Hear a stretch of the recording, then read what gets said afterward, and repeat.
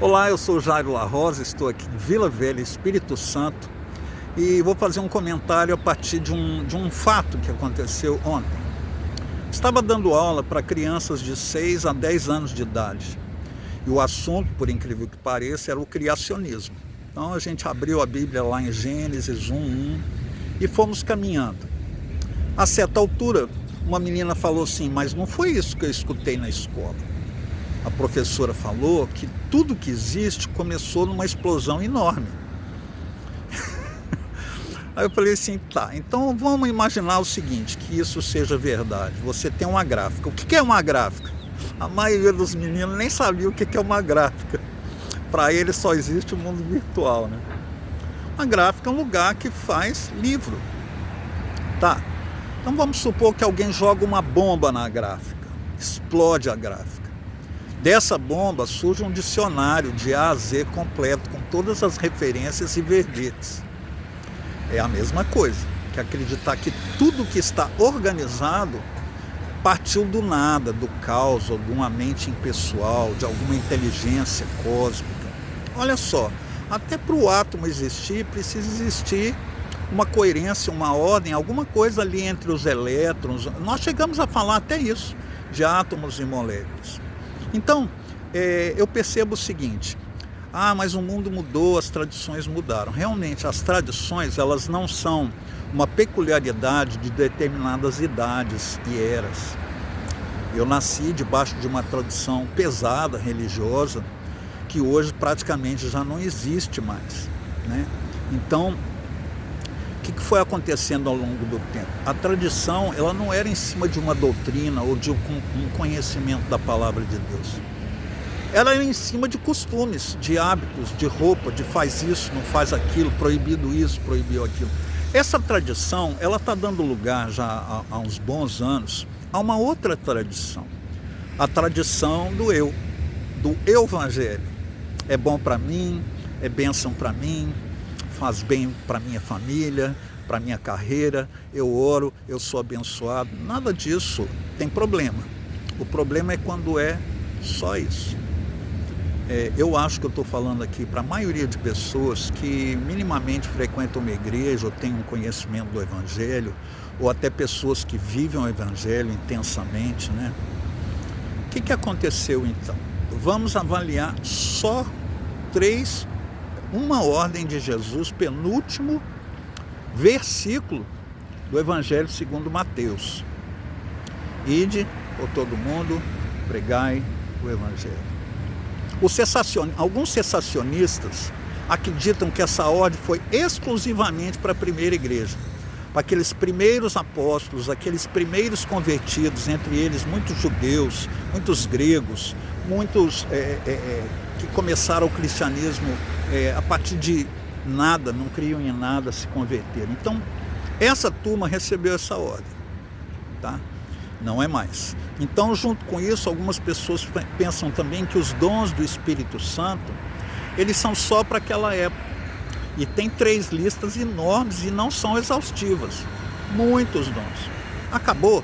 Não precisa mais? Não tem mais valor? Olha, vamos começar com o id. Id não é vinde. A gente não está indo. E ir é ir até a porta do vizinho, até uma reunião de família, uma festa, algum lugar. Nós ficamos com vergonha de assumir uma posição ao lado de Cristo. Estou falando para defender a igreja, convidar para ir na igreja. A Bíblia não diz ide e convidai.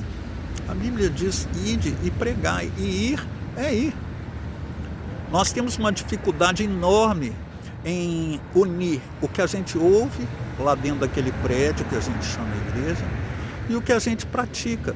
É como se do blindex para fora houvesse uma transformação enorme no nosso coração, nos tornando teóricos, nos tornando meramente uma pessoa que ouviu uma pregação bacana, um louvor sensacional, que maravilha, foi bom, agora eu vou viver do meu jeito. Eu não vou ir. O porteiro do prédio, o rapaz da padaria, a menina do supermercado, o seu vizinho, aquela pessoa que você encontra, está passeando com o cachorro, né? Você está com o cachorro também ou não? Olha, é complicado, porque muitas vezes eu aproveito um assunto qualquer que a gente está conversando. Outras, eu falo assim, eu quero te falar sobre Jesus. Isso parece tão antiquado, isso parece tão tradicional. Não, isso é para os anos 60, 70, agora não é assim não. É um Jesus bonzinho, né, que aceita tudo. É um Jesus espetáculo, que é só pura exibição, não prática, né? E é um Jesus refém das nossas necessidades, dos nossos anseios, da nossa maneira de enxergar o mundo. Hoje, o mundo está em alguns centímetros de uma tela de celular. Isso é inevitável, irrevogável e irreversível. Vai ser cada vez mais, né? Com os recursos de inteligência artificial e tal. Então, como ir? Ir é ir pessoalmente. Posso falar pelo WhatsApp, posso falar pelo Instagram? Pode e deve. Mas esse não deve ser o resumo do nosso ir. A gente tem que desligar a nossa vida pessoal por uns instantes, desligar as telas e conversar com a pessoa ou com as pessoas, olhando nos olhos, falando de Cristo. Não é falando que a minha igreja tem isso, que a minha igreja faz aquilo. Igrejas fazem muitas coisas, mas muitas delas não são uma obediência ao ide. Ide e pregai. Aí é perigoso demais. Não, quem tem que pregar é o pastor, é o diácono, é o presbítero, é o missionário, é o obreiro. Ide e pregai. A ordem ali, ela é irrestrita para todos. Ah, mas era só para os 12. Não era só para os 12 discípulos.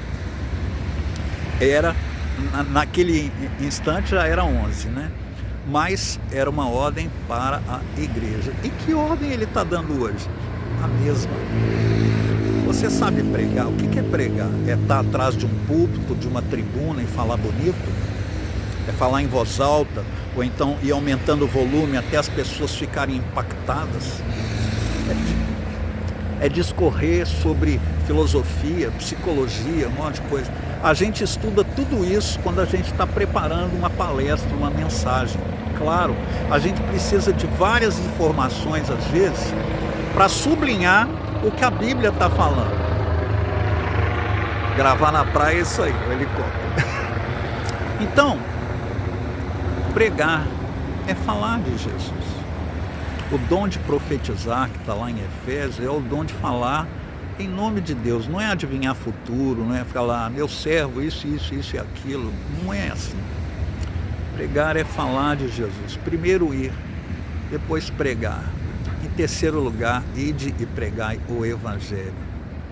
Infelizmente, o Evangelho para muitas pessoas se tornou uma tradição, se tornou um conjunto de regras, faça isso, não faça aquilo. Se tornou um pertencimento. É lógico que é maravilhoso a gente pertencer a uma igreja local, a um povo, a um grupo de gente que comunga da nossa fé. Mas não é só isso. O Evangelho é para fora. Boas novas. Para quem você vai dar boas novas? Para quem já conhece as boas novas? Não. Enquanto existir um ser humano na Terra que ainda não ouviu falar das boas novas do Evangelho, somos todos missionários, no sentido de pregar o Evangelho. A nossa vida é um reflexo do Evangelho. Amar o inimigo, dar tudo o que tem, seguir o Mestre, largar tudo para seguir o Mestre, tudo no sentido figurado, é o nosso ego, são os nossos valores, é o nosso dinheiro. Depois que a gente morrer, as pessoas vão dizer assim, fulano, ele viveu o Evangelho, ou fulano acumulou patrimônio, ou fulano não deixou nada. Eu não estou preocupado com o que vão falar de mim depois. Eu estou preocupado com o que Deus pensa a meu respeito. Quando ele fala com Satanás a respeito de Jó, ele elogia Jó, um homem íntegro, temente ao Senhor. Homens, mulheres, crianças. Ontem eu tive assim, uma oportunidade tão bacana de dialogar com aquelas crianças que vivem duas realidades. No lar, né, a maioria dos pais ensina em casa e na escola. E não adianta ficar batendo no evolucionismo. Isso não é uma boa tática. Ajuda a criança a encher o coração dela de evangelho, de Jesus, boa nova. Estávamos mortos e agora fomos vivificados no Espírito pela salvação, pelo arrependimento. Isso é uma boa notícia. Isso é viver o evangelho. Não estou aqui dando lição para ninguém, mas apenas fazendo uma reflexão em que tipo de crentes, ou que tipo de igreja, ou que tipo de pessoas nós nos tornamos, né? Joguei a tradição fora. Na época que começaram os cânticos, né, foi passando os anos, lá atrás, né, os grupos jovens, depois vencedores, igrejas jogaram o hinário fora. E ontem nós estávamos cantando um hino e depois da reunião a gente pensou, puxa vida, que letra abençoada, que mensagem, que coisa profunda. Tradição, né? Chegou até nós porque a gente ainda tem aquele hináriozinho de papel, tem o digital também. Não vou aqui ficar defendendo o hino ou cântico ou não sei o quê. Mas a palavra de Deus, ela tem que atravessar o tempo e seguir conosco para que a gente possa ir e pregar o evangelho. Às vezes a gente não está nem indo, nem pregando, nem o evangelho, nem ensinando a guardar, nem batizando. Vamos repensar aquilo que a gente chama de senhorio de Cristo.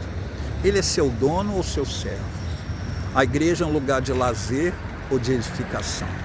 A vida é um momento para pregar ou para apenas se dar bem? Pense nisso. Um abraço com muito evangelho.